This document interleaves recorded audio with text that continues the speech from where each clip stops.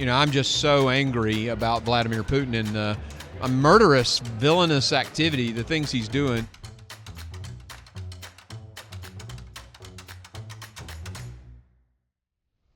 My guest today is Congressman Mark Green, who represents Tennessee's 7th Congressional District. Congressman, Tennessee 7. Welcome to the show. Thanks for having me. Well, it's a pleasure to have you on, and I think this is just fascinating. I was speaking with some of your staff, and you were in Ukraine prior to the Russian invasion. Yeah, about a week or so before. So what was that like? What was the atmosphere, the mood? I think when I was there, the mood was very positive and energetic. They felt like they would, they're going to fight. I mean, these people love their country. They love freedom. Even the Russian speakers, contrary to what Vladimir Putin is putting out there, are saying we're going to fight. And so, that energy. And then, of course, we see the heroism in these stories, the 13 on Snake Island. And I have a friend who's in Ukraine, and, he basically told his buddy goodbye, and they went off to basically fight to the end. And so it's sad, and it's now, but I mean then the attitude was very positive. Yeah, I mean you've mentioned these stories of heroism from ordinary Ukrainians that we've seen who are fighting for their country.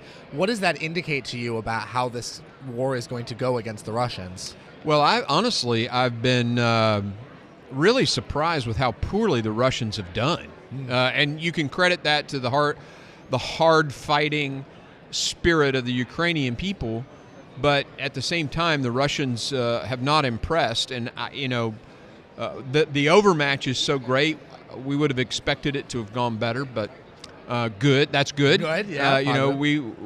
We are very. I'm just so angry about Vladimir Putin and a murderous, villainous activity, the things he's doing. So.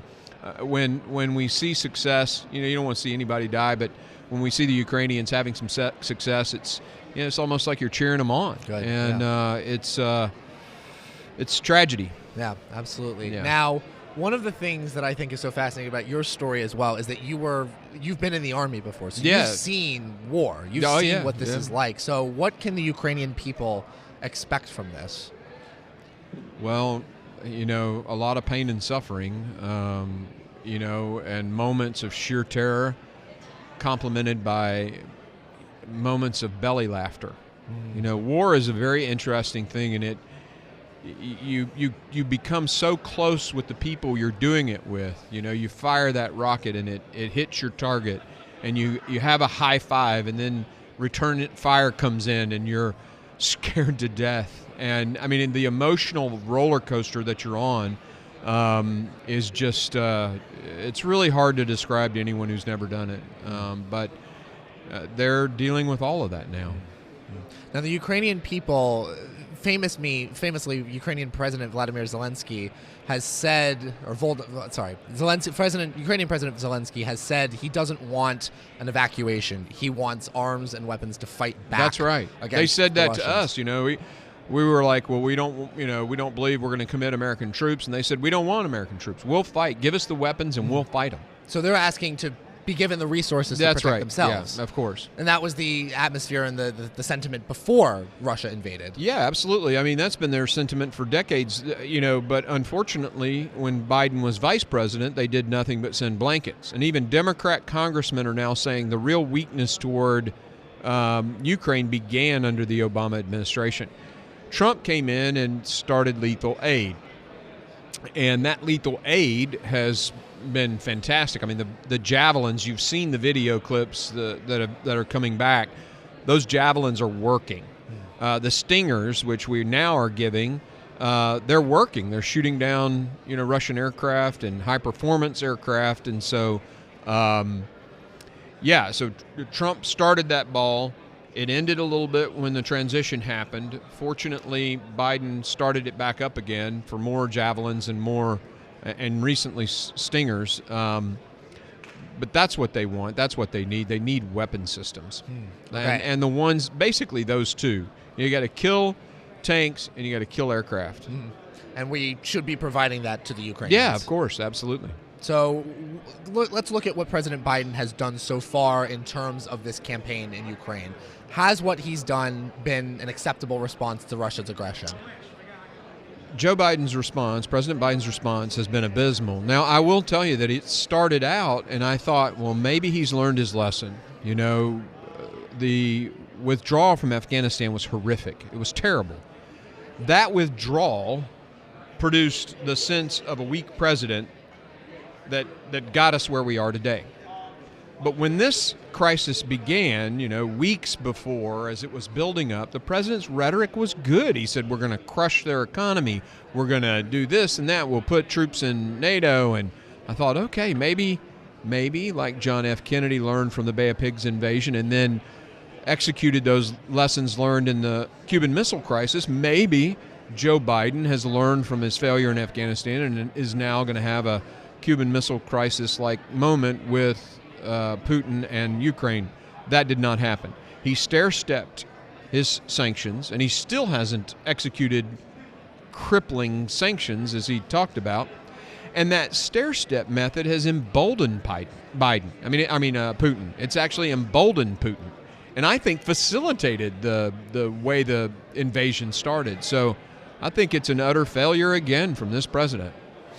And do you think that there is any motivation for him to improve? Is Congress going to maybe inspire the president to do something that he's not doing right now? I'm not sure anyone can inspire this president, because I know Democrats are whispering in their ear, hey, man, what the heck? Those leaks that are coming out of the State Department to the New York Times are because they're so upset they don't know what to do. Right. I mean, these are his own administration, right, are leaking stuff because they're so pissed off at his piss-poor performance here. Right. So, I'm not sure Joe Biden will listen to anyone.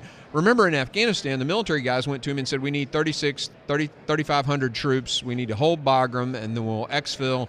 And Biden said, no, 600. And Mark Milley said, we need, 3,500. And if you don't do that, we can't hold Bagram. He said 600. And he insisted against the experts on how to exfil troops from combat. I mean, I don't get it. It's mind-boggling. And then he has to have the Europeans pressure him to sanction Putin. Right. I mean, the guy who started all this.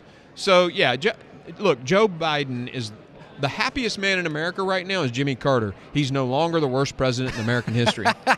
I mean, this guy's terrible. Whether it's the southern border, which, by the way, if Putin wanted to send some people across, he'd have no problem doing right now.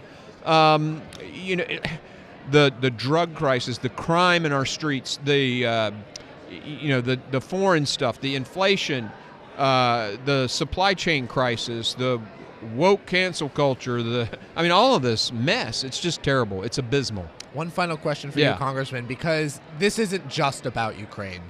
The rest of the world, and specifically our enemies, are watching this unfold. China, Iran, North Korea. All the despots. All the despots are watching us, how we respond to this crisis. Yeah. What are they seeing?